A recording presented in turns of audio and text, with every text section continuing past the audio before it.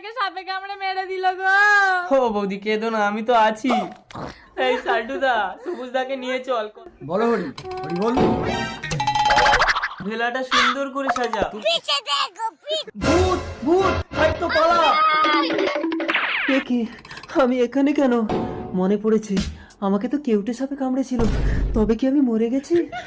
না না, তাহলে আমার খিদে পাচ্ছে কেন? এখন আমি যদি বাড়িতে যাই, সবাই আমাকে ভূত ভেবে তান্ত্রিকের হাতে তুলে দেবে। আমি কলা গাছের ভেলায় চড়ে নদীর ওপারে মাসির বাড়ি চলে যাব।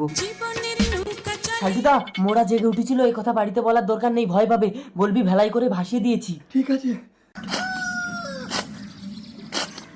ও মাসি! কি রে সবুজ, তুই ভেলায় চড়ে মাসির বাড়ি আসলি কেন? মাসি, নদী পারের পয়সা ছিল না আমার কাছে।